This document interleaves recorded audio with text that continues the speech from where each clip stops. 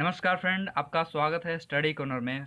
और इस बार जो जीके ट्रिक नहीं है ना ही मैथ का है, इंग्लिश के लिए है इडियम्स फ्रेज। इडियम फ्रेज का मैंने ए और बी डाल रखा है, वो अलग चैनल पे है। मैं उस चैनल से दोनों वीडियो जो है इस चैनल में ट्रांसफ़र कर दूंगा। फ़िलहाल आप सी से इडियम्स फ्रेज जो है आप याद कर लें। याद क्या करना है आपको, तो बस देखना है, याद होना निश्चित है। आप इसका गारंटी मेरे पे छोड़ दीजिए, ठीक है। तो आप बस ये पूरे वीडियो देखें और बने रहें मेरे साथ। और एक मिशन की तरह हम लोग चलेंगे। बैनर पे हमने लिखा भी है मिशन एडियंस फ्रेज। तो मिशन एडियंस फ्रेज जो है, इसमें हम लोग मिशन लेकर चलेंगे कि ए से लेकर जेड तक जितना एडियंस फ्रेज है एमबी प्रकाशन बुक का। आप चाहे तो एमबी प्रकाशन बुक से ले सकते हैं, या फिर आप ये पेज जो आप देख रहे हैं, हर एक पेज जो है पीडीएफ के रूप में आपका डिस्क्रिप्शन में लिंक मिल जाएगा, या फिर कमेंट में अगर डिमांड करें तो कमेंट में भी हम दे देंगे आपको।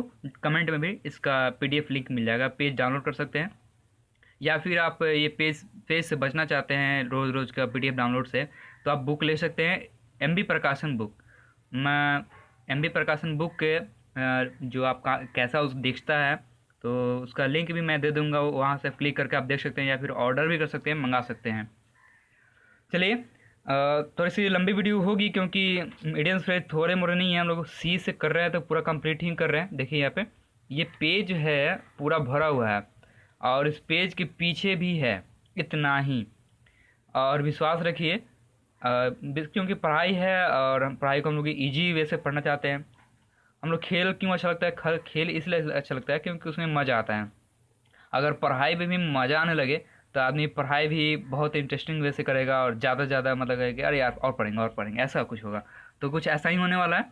आप ये नहीं देखें कि बहुत ज़्यादा है तो नहीं होगा, बिल्कुल होगा। आप मेरे साथ बने रहें।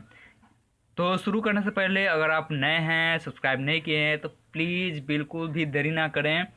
2 से 3 सेकंड लगेंगे आपको सब्सक्राइब करने में। नीचे में रेड कलर में सब्सक्राइब लिखा हुआ मिल जाएगा, तो आप वहाँ पे क्लिक करके सब्सक्राइब कर लें, आपको नोटिफिकेशन मिल जाएगा फ्रेंड। और साथ में मुझे सपोर्ट भी मिलेगा इस चैनल को नई ऊंचाई पहुँचाने में। तो बिल्कुल निःशुल्क आप कर दें सब्सक्राइब। चलिए अब हम लोग पढ़ते हैं यहाँ पे इडियम्स फ्रेज सी से जितना है हम लोग। सबसे पहला कॉल ए स्पेड मतलब होता है स्पष्ट रूप से सच्चाई बता देना, सच सच कहना। स्पेड ए स्पेड, सच सच कहना, सिंपल सा। हम लोग क्या करेंगे, मतलब 20-30 करते हुए ऊपर से रिवीजन भी करेंगे, ये बहुत ही ज़रूरी है। तो कॉल ए स्पेड मतलब सच सच कहना, इसमें कोई ट्रिक की जरूरत नहीं है, सिंपल सा पता चल जा रहा है। कॉल ए स्पेड मतलब कि सच सच कहना। Okay, call it a day. देखिए इसमें क्या कर रहा है, कॉल इट अ डे मतलब कि इट मतलब अभी, मतलब यह होता है ना, यह इसी, डे मतलब दिन। तो कॉल का कल कर दीजिए, कल मतलब टुमारो। और यार आज के लिए इतना ही, आज के लिए इतना ही, इसको आज के लिए इतना ही, अब हम लोग कल करेंगे, कल इट डे। अब मतलब कार्य को उसी दिन के लिए स्थगित कर देना, मतलब कि जितना हुआ हुआ, अब हम लोग कल करेंगे, स्थगित करो इसको, call it day. Okay, call the shots, call the shots मतलब प्रभावी होना, निर्देश देना। देखिए इसका थोड़ा सा समझिए बात को, क्या कर रहा है कॉल द शॉट्स मतलब आपको शॉट, आप बंदूक चला रहे हैं, ठीक है, 4-5 आदमी हैं, आप लीडर हैं, 4-5 आदमी, चारों जो है वो शॉट लगा रहे हैं, लेकिन शॉट लग नहीं रहा है। तो चारों क्या करेगा, हम लोग से नहीं लगेगा, लीडर को बुलाना पड़ेगा। आप आइए, कॉल करते हैं और उनको बोलते हैं कि आप शॉट कीजिए अब, तो वो शॉट करते हैं, यानी कि क्या वो प्रभावी हैं, लीडर हैं। तो कॉल दिस शॉट्स मतलब शॉट करने के लिए क्या करें, आप उनको कॉल कर रहे हैं, बुला रहे हैं, आइए भाई आप शॉट लगाइए, हम लोग से नहीं हो रहा है। तो प्रभावी होना, और निर्देश भी दे रहे हैं, आइए। तो देखिए कैरोट एंड स्टिक, ये बहुत ही आसान है। देखिए कैरोट मीठा होता है और स्टिक क्या होता है, मतलब सजा है एक स्टिक, इसे समझिए। तो कैरोट मीठा कब, जब अच्छा काम कीजिएगा तो प्रोत्साहन मिलेगा, मतलब अच्छा ही, मतलब पूरा बड़ाई मिलेगी, तारीफ होगी आपकी, उसको कैरोट बोलेंगे, ठीक है। और स्टिक, स्टिक यानी कि अगर खराब काम कीजिएगा, बुरा काम कीजिएगा तो आपको दंड मिलेगा, ये बात कह रहा है। कैरोट एंड स्टिक हो गया। चलिए, करी द डे, करी द डे मतलब होता है सफल या विजयी होना। करी the day, carry the day, सफल या विजयी होना। इसको अगर ऐसे कहें, चलो मैं आखिरकार मैंने इस दिन कर ही दिया। देखिए आखिरकार मैंने इस दिन कर ही दिया, तो कर ही दिया, कर दिया, कर दे, यानी कि सफल हो गया, मैंने कर दिया, यस मैंने कर दिया, तो बोला कर दिया, कैरी डे, तो सफल होना, विजयी होना। चलिए, कार्व आउट ए नीच, तो इसमें कोई मुकाम हासिल करना। इसको याद करने के लिए आप नेच को जो है ना, इसको नीचे करिए, NICHE। अगर हिंदी में नीचे लिखना हो तो आप ऐसे लिखेंगे ना, इंग्लिश वाला इंग्लिश जिसको बोलते हैं नीचे। तो अब कोई भी व्यक्ति अचानक से किसी मुकाम पे हासिल नहीं करता, मुकाम हासिल करने के लिए क्या करता है, वो पहले नीचे से ऊपर उठता है वो। तो नीचे से ऊपर उठने की बात करने, कोई मुकाम हासिल किया तो आसानी से अगर नीचे वर्ड मिल जाए आपको, तुरंत मिल जाएगा, तुरंत आप क्या करेंगे, अरे यार नीचे से, अच्छा नीचे से ऊपर उठना है, हमने मुकाम हासिल करना है, तो आसानी से आपको हो जाएगा। तो इडियम फ्रेज जो है आपको जरूरी नहीं कि पूरा पूरा याद करें, आपको एक हिंट चाहिए, थोड़ा सा हिंट ही मिलेगा, बाकी एकदम 100% आपको ऑप्शन कर देगा, उसमें एकदम निश्चिंत रहें आप। चलिए case in point. Case in point मतलब किसी चीज़ का उदाहरण, ये कैसे याद करें, देखिए बोलते हैं कि कोई उदाहरण देने के लिए कोई बोलता है कि मेरे केस में ऐसा है, उसके केस में ऐसा है, तो उदाहरण देना। जैसे कि बात करते हैं कि मेरे केस में मैं जी के ट्रिक जो बनाता हूँ वो अलग ही तरीक़ा से बनाता हूँ, एक एक करके बनाता हूँ, झूठ में नहीं बनाता हूँ। और उनके केस में तो एग्जाम्पल दे रहे हैं हम ना, वही एग्जाम्पल देने की बात करें, किस चीज़ का उदाहरण, हर किसी भी चीज़ का हो सकता है उदाहरण, इसलिए केस इन पॉइंट। चलिए कास्ट एस पर्सन मतलब होता है अभियोग या लांछन लगाना, ठीक है। चलिए इसको याद करते हैं। सबसे पहले कास्ट मतलब क्या होता है, जाति। कास्ट मतलब जाति। अच्छा पुराने ज़माने में थोड़ा चलते हैं, तो कास्ट में लोग पर्सन को क्या करते थे, निचला कास्ट का है मतलब कि नीचे जात का है, तो लोग छुआछूत मतलब लांछन लगाते थे कि इसने किया है, इसने मंदिर में घुस गया, इसने किया, पूरा वो लोग लांछन लगाते थे उस पर। कब, नीचे कास्ट वाले पर्सन को। लेकिन आज के युग में बहुत अच्छी बात है कि अब कास्ट जो है मतलब छुआछूत की भावना एकदम समाप्त हो जा रही है। क्या छुआछूत करना, सब एक ही है, एक ही खून बना हुआ। हम ही लोगों ने नियम बनाया, बेकार का नियम बना के अभी हम लोग पछता रहे हैं। नहीं होता तो आज हम लोग हिंदू मुस्लिम सिख ईसाई में बटे नहीं रहते, एक साथ एक आदमी रहते, कितना अच्छा लगता।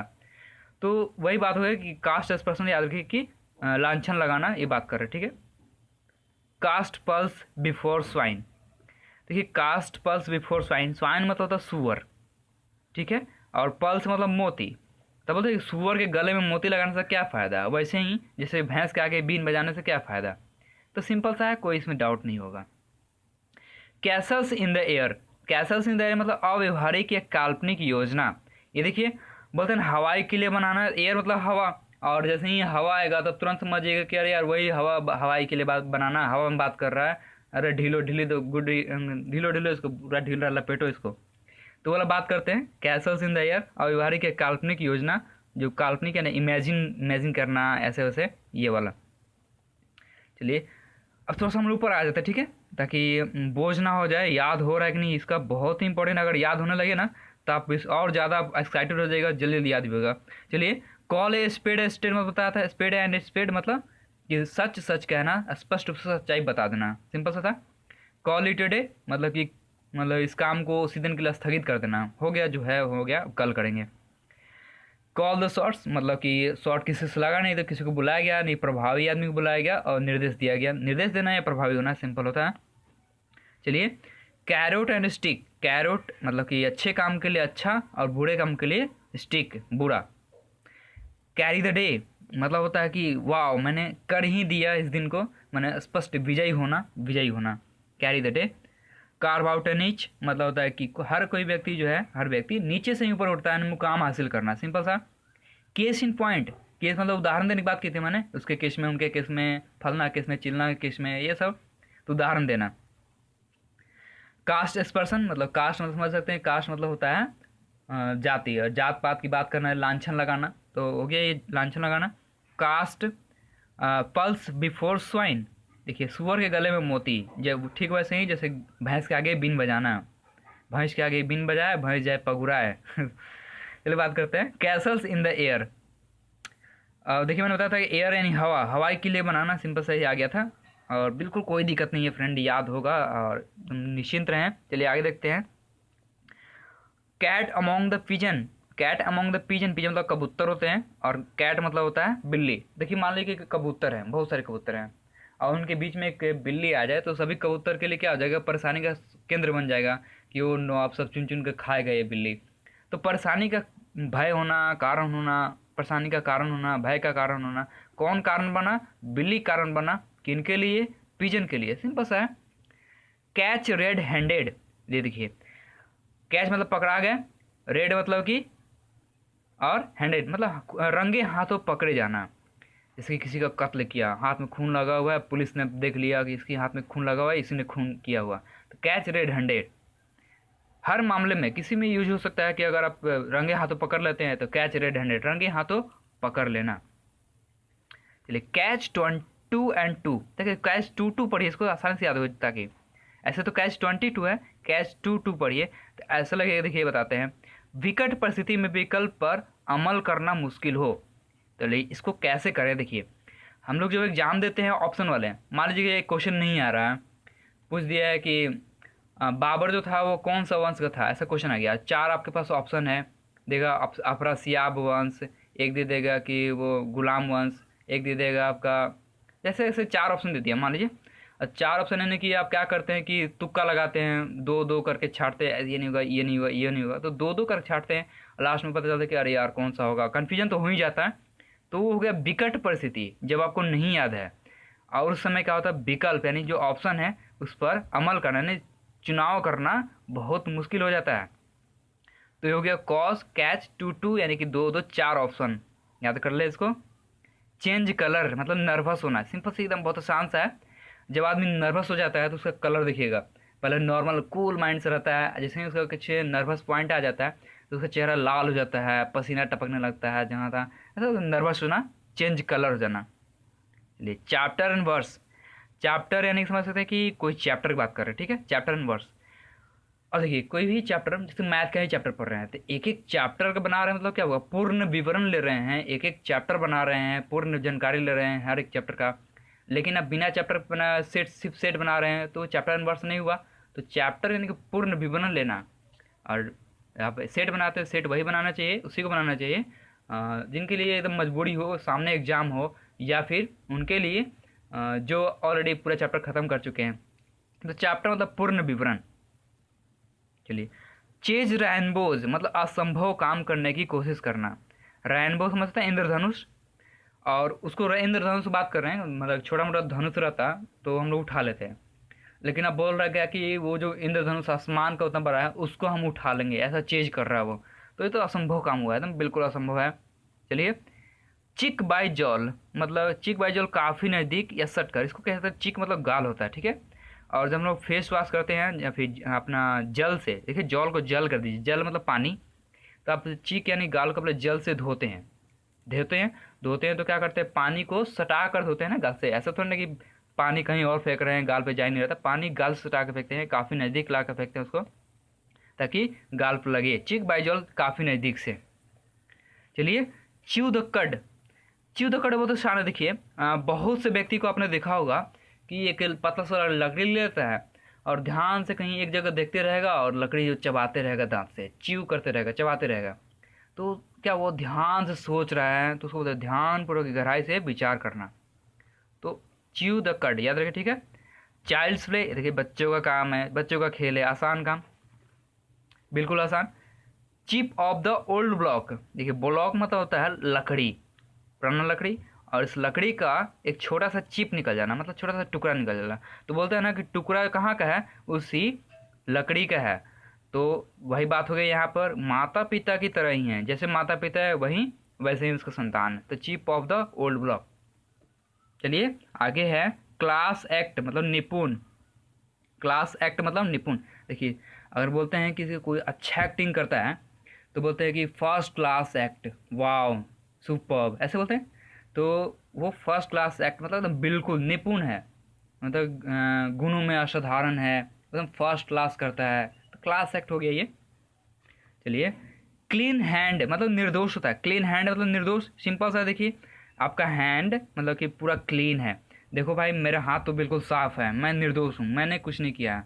अगर जिसको किया हो तो देखो मेरे हाथ में रंग लगा हुआ था, खून लगा रहता है, कैच रेड हैंडेड, लेकिन मेरे हाथ में नहीं लगा हुआ, यानी कि मैं बिल्कुल क्लीन हूँ, क्लीन हैंड निर्दोष।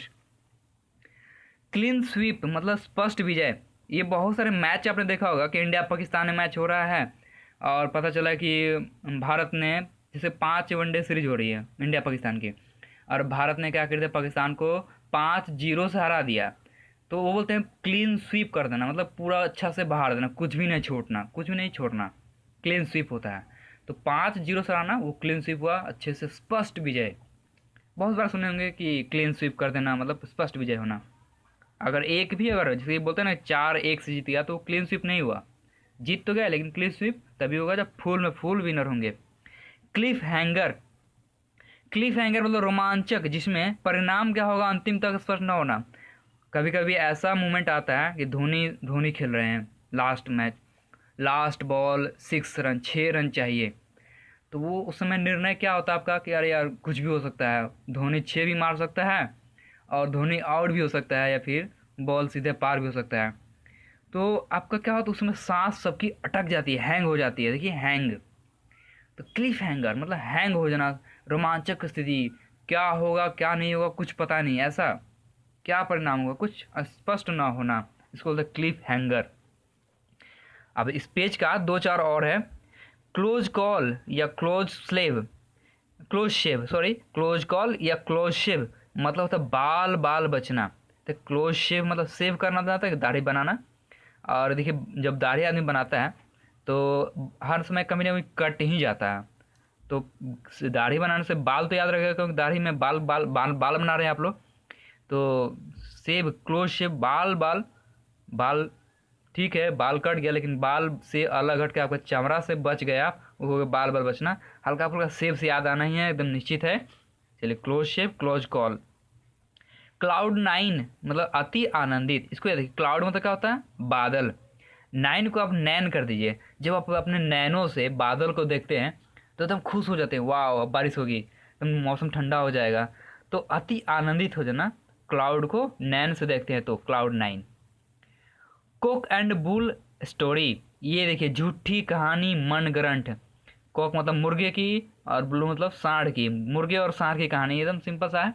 ये आप सुने होंगे मुर्गा और सांड की कहानी, मतलब इस देखिए जितना एडियंस फ्रेज है ना कहीं किसी कहानी का हिस्सा होता है वो, और कहानी से ही निकला हुआ है, ठीक है। तो कॉक एंड बुल स्टोरी कुछ ऐसा ही होगा, इसमें सब कुछ झूठी कहानी पर आधारित हो, तो हो गया झूठी कहानी मनगढ़ंत, cock and bull story. Cold feet, cold feet मतलब आत्मविश्वास की कमी। सिंपल सा देखिए बताते हैं, कहा जाता है कि जाओ एकदम मजबूती से कदम रखना और तुम जोशीले भरे से अंदाज से सब कुछ तुम खत्म करके आओ, जीत हासिल करके आओ। लेकिन वो क्या करेगा अगर कोल्ड फीट रखता है, कोल्ड फीट मतलब अगर ठंडे पाँव से जाता है, तो समझ लीजिए उसके पास आत्मविश्वास की कमी है। क्योंकि अगर अगर उसके आत्मविश्वास रहता तो एकदम मजबूती से पैर जमा के जाता, लेकिन वो कोल्ड फीट है। देखिए आत्मविश्वास की कमी है उसके पास। चलिए हम लोग आधे से एक बार जल्दी से देख लेते हैं, कहाँ थे हम लोग, हाँ कैसल्स इन द एयर हम लोग कर लेते हैं, इसको देख लेते हैं। कैट अमोंग द पिजन, ये वाला कैट अमोंग द पिजन मतलब हो गया कि समस्या का कारण या भय का कारण। कैच रेड हैंडेड, मैंने बताया था कि वो खूनी हाथों पकड़ा गया, रंगे हाथों पकड़ा गया। कैच टू टू यानी बताया था मैंने दो दो चार होता है, चार ऑप्शन होते हैं। तो मैंने बताया था कि विकट परिस्थिति में ऑप्शन पर अमल कर पाना मुश्किल होना। चेंज कलर मतलब समझ सकते हैं कलर कब चेंज होता है, नर्वस होने के बाद। चैप्टर इनवर्स, चैप्टर इनवर्स मतलब बताया था चैप्टर हम लोग कब पढ़ते हैं, किस लिए पढ़ते हैं, पूर्ण विवरण लेने के लिए, तो ये पूर्ण विवरण हो गया। चेज रेनबो, रेनबो को हम लोग चेंज करेंगे ये तो असंभव है। चिक बाय जॉल, जल को हम लोग नज़दीक से ले जा करके पानी फेंकते हैं चिक पर, यानी कि नज़दीक से सट कर। च्यू द कड, देखिए एकदम गहराई से आदमी सोच रहा है, च्यू कर रहा है, चबा रहा है, एकदम लकड़ी को देख रहा है, एकदम एक ही टक से सोच रहा है गहराई से। चाइल्ड्स प्ले, बच्चों का काम, बच्चों का खेल, आसान एकदम। Chip off the old block मतलब हो गया कि लकड़ी का टुकड़ा, जिस माता पिता के ही तरह। क्लास एक्ट मतलब कि एकदम फर्स्ट क्लास एक्ट, एकदम निपुण गुणमा साधारण। चलिए क्लीन हैंड मतलब एकदम निर्दोष, हाथ साफ है उसका, कोई उसने कुछ नहीं किया है। क्लीन स्विप मतलब कि एकदम स्पष्ट विजय। ये हो गया क्लिफ हैंगर, आपका सांस अटक जाता है कब, जब ऐसा रोमांचक स्थिति आ जाता है जब क्या होगा क्या नहीं होगा नहीं पता आपको, हैंग हो जाता है, क्लिफ हैंगर। क्लोज शेव या क्लोज कॉल, ये बताया था मैंने, सेव करते समय बाल बनाते हैं आपका दाढ़ी का बाल, तो हो गया बाल बाल बचना। क्लाउड नाइन, क्लाउड को हम लोग नैनो से देख करके खुश हो जाते हैं, अति आनंदित हो जाते हैं, तो सेम है अति आनंदित। कॉक एंड बुल स्टोरी मतलब झूठी भ्रामक कहानी। और कोल्ड फीट आत्मविश्वास की कमी। इस पेज में कोई दिक्कत नहीं हुआ फ्रेंड, आगे हम लोग इस पेज को देखते हैं। तो इस वीडियो तो लंबी हो गई फ्रेंड, लेकिन यही है कि और आप देख ले तो आपके सी से क्लियर हो जानी है, इसमें कोई दिक्कत नहीं है। चलिए कोल्ड शोल्डर, आप एक बात करते हैं किसी के प्रति जानबूझकर अनफ्रेंडली होना। लेकिन बात है आप दोस्त हैं, मान लीजिए आप फ्रेंड हैं, तो अपन में फ्रेंड के कंधे पे हाथ रखते ही हैं, तो वो क्या कर रहा है कि कंधा पे हाथ रख रहे हैं, तो क्या करेगा, हाथ आपका हटा दे रहा है, यार हटाओ ना यार, कंधा पे हाथ क्यों रख रहे हो। तो अपना शोल्डर जो है कोल्ड रखना चाहता है, आपके हाथ रख करके गर्माहट नहीं रखना चाहता है, तो हटा रहा है, आपके साथ अनफ्रेंडली बिहेव कर रहा है, सिंपल सा कोल्ड शोल्डर, शोल्डर पे कंधा हाथ रखने नहीं दे रहा है, तो अनफ्रेंडली बिहेव कर रहा है आपके साथ। चलिए, कोलेटरल डैमेज मतलब आम लोगों की भावनाओं को क्षति पहुंचाना, ठीक है, कोलेटरल डैमेज, तो उसको याद रखिए कि ये डैमेज मतलब क्षति पहुंचाना होता ही है, तो डैमेज से आपका तुरंत आ जाएगा कि क्या चीज़ क्षति पहुंचाना, भवन को क्षति पहुंचाना या आम लोगों को क्षति पहुंचाना। चलिए, कम एक क्रॉपर मतलब असफल होना। सबसे पहले याद रखिए क्रॉपर क्या होता है। क्रॉप मतलब होता है फसल, अनाज, और क्रॉपर मतलब फसल को काटने वाला यानी किसान हो जाएगा, तो क्रॉपर किसान बोलते हैं। चलिए, अब बात करते हैं असफल होना कैसे होगा। तो गांव में अक्सर एक पिता जो है अपने पुत्र से कहता है कि पढ़ लिख के बाबू जितना पढ़ना है पढ़ लो, कुछ बन जाएगा तो बन जाओ, नहीं तो गेहूं ही काटना पड़ेगा, चल के जाके धान कटवाएंगे तुमसे, गोबर पथवाएंगे। तो एक किसान का काम करने बोल रहा है, अगर कुछ बनना है तो बन जाओ, नहीं तो किसान बनेगा तुम बाद में। तो वही बोल रहे कि लास्ट में जो सब कुछ सफल हो, मतलब सफल नहीं हो पाया, तो क्या बन गया, कम एक क्रॉपर हो गया, या सफल हो गया वो, और लास्ट में बेचारा संघर्ष कर रहा है अभी। चलिए, कम क्लीन मतलब कि गलती और अपराध स्वीकार कर लेना, मैंने बताया क्लीन हैंड मतलब कि निर्दोष, और देखिए यहाँ पे कम क्लीन आ करके और अपना हाथ जो है साफ कर लेना कि देखिए मुझसे गलती हुई थी, मैं अपना गलती स्वीकार कर रहा हूँ, अपना हाथ जो है साफ कर रहा हूँ। तो कम क्लीन, गलती अपराध स्वीकार कर लेना। कम फुल सर्कल, कम फुल सर्कल, जहाँ अंत होना वहीं से शुरू हो जाना। देखिए आपने यहाँ से शुरू किया और फुल सर्कल चलते हुए फिर से वहीं पहुँच गए, यानी जहाँ पे अंत होना वहीं से शुरू होना, या फिर जहाँ शुरू होना वहीं पे अंत होना, जहाँ से शुरू किया। जैसे याद कीजिए, कम ऑफ एज, पूर्ण विकसित होना, कम ऑफ एज पूर्ण विकसित होना। देखिए सिंपल सा एकदम लग ही रहा है कि एज में आ जाना, कि आप मतलब कि बोलते हैं कि 18 साल से नीचे हैं तो आप ये फॉर्म नहीं भर सकते, वो फॉर्म नहीं भर सकते हैं। एसएससी का बोला जाता है कि नहीं, 18 साल के होना चाहिए। यानी कि आपका 18 साल नहीं हुआ तो आप एज के नहीं हैं, तो आपको कम ऑफ एज तब कहा जाएगा जब 18 हो जाएंगे, तो पूर्ण विकसित हो जाना, ये हो गया come of age. Come to a head मतलब चरम बिंदु पर पहुंचना। देखिए बात करते हैं, आप सर तक पहुंच चुके हैं, एकदम बोलते हैं कि बर्दाश्त से बाहर हो जाना, कम टू ए हेड, चरम बिंदु पर पहुंचना। अब सर तक पहुंच गया मतलब कि आप क्या, सर के बाद क्या है, कुछ नहीं है, तो चरम बिंदु हुआ ना, लास्ट पॉइंट तक पहुंचना। Come to a standstill, stand मतलब रुकना, स्टिल मतलब रुक जाना, बिल्कुल रुक जाना, बिल्कुल स्थगित हो जाना, गतिहीन हो जाना, come to a standstill. तो आप इसमें स्टैंड स्टिल से समझ सकते हैं, यहाँ पे हेड से समझ सकते हैं कि अंतिम बिंदु, एज से समझ सकते हैं कि परिपक्व यानी कि विकसित हो जाना, और सर्किल यानी कि जहाँ से शुरू होना खत्म होना, कम क्लीन यानी कि गलती स्वीकार करना। बिल्कुल आसान है, नहीं दिक्कत होगा फ्रेंड। देखिए आगे है, कम टू लाइट मतलब उजागर होना, पता चलना। मान लीजिए कि अगर मैं अंधेरे में कर दूं, इसको पूरा ढक दूं, तो कुछ पता चल रहा नहीं, लेकिन इसको लाइट में ला रहा हूं तो क्या है, उजागर हो गया, पता चल रहा है। सिंपल सा है, ये भी कोई दिक्कत नहीं है इसमें। कुक समवंस गुज, गुज मतलब मूर्खता होता है, बेवकूफ़, और समवंस मतलब किसी का योजना। देखिए समवंस क्या हुआ, तो ऐसे समझिए किसी का योजना मूर्खतापूर्वक उसको क्या कर दिया, पका दिया गया, यानी कि बर्बाद कर दिया गया, जला दिया गया। तो सिंपल से याद है, कुक मतलब पका दिया गया, समवंस किसी का योजना, और गुज मतलब बेवकूफ़ी से किसी की योजना बर्बाद कर देना, सिंपल सा है। Cook the books, cook the books मतलब झूठा अकाउंट बनाना, टैक्स से बचने के लिए, आसान सा है। तो समझ सकते हैं कि कोई टैक्स से बचने के लिए क्या करता है कि एक झूठा अकाउंट बनाता है, उसी को बोलते हैं कुक द बुक्स। तो कुक द बुक्स आसान सा है। चलिए, कूल एज ककम्बर, एकदम कूल रहना, यो ऐसे। तो अब कूल एज ककम्बर मतलब कभी मानसिक संतुलन नहीं खोने वाला, हर समय हरफन मौला, खुश रहने वाला, कूल रहने वाला, उसको बोलते हैं कभी मानसिक संतुलन नहीं खोता हो, उस वैसा व्यक्ति। Crack of down, crack of down मतलब एकदम सुबह सुबह। यहाँ पे डॉन जो वर्ड है ना, DAWN, आप डिक्शनरी का भी यूज कर सकते हैं। इसका मतलब होता है सुबह, एकदम सुबह होता है। तो सिंपल सा डॉन से ही पता चल जाएगा कि एकदम सुबह सुबह। चलो ये, अब क्रोकोडाइल टीयर एकदम सिंपल सा है, मगरमच्छ की आंसू, सब लोग बोलते ही हैं कि यार मगरमच्छ की आंसू बहा रहा है, मतलब झूठी संवेदना, सहानुभूति, एकदम बिल्कुल झूठा रो रहा है।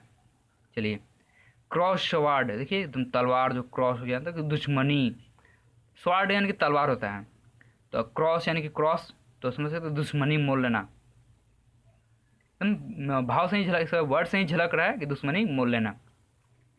क्रंच टाइम, टाइम मतलब क्या होता है? समय, सही समय आना, यानी कि निर्णायक क्षण आ जाना। इट्स क्रंच क्रंच टाइम, अब ये जो है निर्णायक समय है, हम लोग को कुछ करना चाहिए अब, तो हो गया क्रंच टाइम। चलिए, क्राई ओवर स्पिल्ट मिल्क, देखिए स्पिल्ट मिल्क ऐसा समझिए कि क्या दूध गिर गया और उसके लिए आप चिल्ला रहे हैं, तो दूध तो भाई गिर गया, आप उसके लिए अब चिल्ला के क्या कीजिएगा? तो बीते हुए काम के बारे में व्यर्थ का अफसोस करना, ये तो ऐसा मिलता जुलता है कि जब अपछताई होत क्या, जब चिड़िया चुग गई खेत, वो वाला कहानी। वैसे ही है, बीते हुए बात बारे में व्यर्थ का अफसोस करना कोई फ़ायदा नहीं। जब दूध गिर गई क्राई करना बिल्कुल फ़ायदा, कोई मैंने काम का नहीं। क्राई वोल्फ, क्राई वोल्फ मतलब झूठा हौवा खड़ा करना। देखिए कैसे याद करते हैं, देखिए वोल्फ मतलब था भेड़िया, और अक्सर हमने बहुत सारी मूवी देखी होगी कि भेड़िया रात को चिल्लाता है वो, तो लोग कहते हैं क्या कि अब वो आदमी बन जाएगा, सबको मारेगा, आदमी जो है भेड़िया बन जाता है, भेड़िया आदमी बन जाता है, बहुत सारा कहानी, मनगढ़ंत कहानी। तो झूठा हुआ खड़ा करना वोल्फ, इसलिए क्राई वोल्फ, भेड़िया का चिल्लाना। कड़ी फेवर, कड़ी फेवर मतलब चापलूस करके अपना काम निकालना। फेवर मतलब फेवर में आना, किसी के मतलब कि फेवर में आना मतलब उसके साथ में आना। जैसे कि कुछ भी कहे राजा के बारे में, राजा साहब बोल रहे अपने दास से कि यार यार जानते हो मंत्री कि बैगन जो है वो बहुत ही फायदा कारक है। तो जी हजूर फेवर में बोल रहे हैं, हाँ जी हजूर बिल्कुल सही बोल रहे हैं। अब फिर राजा साहब बोलते हैं लेकिन ये हानिकारक भी है, कान की प्रॉब्लम होती है तो डॉक्टर थी फेवर थी बैगन जो है खाने से मना करते हैं। हाँ जी हजूर आप बिल्कुल सही है, काम के लिए मैंने फायदाकारक नहीं है। तो जो राजा कर रहे हैं उसके फेवर में बोल रहा है, तो चापलूसी करना। कर्टेन लेक्चर मतलब कि पत्नी की डांट, इसको कैसे याद रखिए? तो पत्नी बोलती है पति से, बहुत लेक्चर करते हैं, करते हैं लेक्चर करते हैं, बहुत लेक्चर करते हैं, अब चुप हो जाइए, मतलब पत्नी की डांट। तो लेक्चर मत करिए नहीं तो डांट मिलेगी। कट ए रग मतलब नृत्य करना, रग मतलब होता है कंबल, ठीक है? तो अब कंबल बिछा करके कोई वहाँ पे या तो बैठ के बातें करेगा या फिर हो सकता है डांस करेगा, तो डांस समझ लीजिए, डांस करने की बात करें। कट ए रग नृत्य करना, डांस करना। देखिए इतना ही है मात्र, कर लीजिए इसको थोड़ा सा। कट एबव मतलब तुलनात्मक रूप से बहुत अच्छा। देखिए बाल कटाने जाते हैं आप, बाल कटाने जाते हैं तो ऐसा तो नहीं होता कि एकदम एकदम जरी से उसको कटवाते हैं, तो फिर तो आप तो चांडुल हो जाएंगे। तो लोग ऊपर ऊपर बाल कटाते हैं, एबव। तो तुलनात्मक रूप से अच्छा होना, इससे उससे अच्छा क्या है, मतलब कि एकदम जड़ से कटवा लीजिएगा, उससे अच्छा कि ऊपर ऊपर कटाएं, उसको बोलते हैं तुलनात्मक रूप से अच्छा होना। तो आप उसका एग्जाम्पल ले सकते हैं बाल कटवाने का, तुलनात्मक रूप से अच्छा होना, बाल कटाना, एबव ऊपर ऊपर ही कटवाना। कट कॉर्नर, कट कॉर्नर मतलब क्या? जल्दबाजी में बिना गुणवत्ता का ध्यान रखे काम करना। मान लीजिए कि आप एक पेज लेते हैं, पेज मोड़ करके बोलते हैं कि इसको थोड़ा सा सजा दो, तो क्या करता है जल्दबाजी में उसका कॉर्नर कोना काट देता है, जब खोलेगा तो पता चलता है क्या बीच में कहीं कहीं छेद हो गया। तो हो गया कि जल्दबाजी में वो सोचा नहीं कि यहाँ पे काटेंगे तो गड़बड़ हो जाएगा, या फिर तो गुणवत्ता का ध्यान नहीं रखा और जल्दबाजी में जहाँ तहाँ कॉर्नर जो है काट दिया, कट कॉर्नर, गुणवत्ता का ध्यान नहीं रखा। चलिए, cut him of without A ceiling, cut him of without A ceiling मतलब वसीयत में किसी के लिए कुछ ना छोड़ना। देखिए कितना सिंपल सा है, कट हिम ऑफ मतलब कि उनको ऑफ कर देना, हटा देना, उनको कट कर देना, मतलब उनको शामिल नहीं करना, तो उसके कट हिम ऑफ, ठीक है? तो विदाउट ए सीलिंग बिना वसीयत के ही, देखिए विदाउट बिना वसीयत, बिना बिना वसीयत के उनको आउट कर देना, छोड़ देना, कुछ ना छोड़ना उनको, उनके लिए। चलिए, कट नो आइस, आपने एक फ्रेज सुना होगा, ब्रेक ब्रेक द आइस मतलब कि चुप्पी तोड़ना, अपने मुंह में जो बर्फ जमाया है, दही रखा हुआ, दही जमाया हुआ है, सबको तोड़ देना और बोल उठना। लेकिन ये तो बोल रहा कट नो आइस मतलब बोल रहा है कि मैं बर्फ नहीं तोड़ूंगा, बोलो ना जो भी हो, हम तो बोलेंगे ही नहीं, हम तो बोलेंगे ही नहीं, तुम चुप है। तो कट नो आइस प्रभावहीन होना, कोई प्रभाव ही नहीं पड़ रहा, बोलो जो बोलना है, हम तो चुप रहेंगे भाई, कट नो आइस। चलिए, cut the Gordian not, Gordian मतलब होता है मुश्किल समस्या होता है गॉर्डियन, ठीक है? तो समस्या को कट कर देना, तो हो गया क्या, समस्या को मुश्किल से आसानी से हल कर देना, कट कर देना। समस्या कोई भी समस्या हो क्या कर दिए, कट कर दिए, समस्या का आसानी से हल हो जाना। कट टू द क्विक मतलब नाराज या अपसेट हो जाना, सिंपल सा है। तो एकदम ये दो जो है मैंने ट्रिक बनाया नहीं है, चलिए दो ट्रिक आपके लिए और दो आसान भी आपके लिए। कट टू द क्विक और कटिंग एज, देखिए मैंने डबल टिक किया इसलिए कि आपको बनाना है ये ट्रिक, लास्ट का दो आपके लिए। कट टू द क्विक नाराज या अपसेट होना, और कटिंग एज प्रगतिशील या गुणों से सुसज्जित।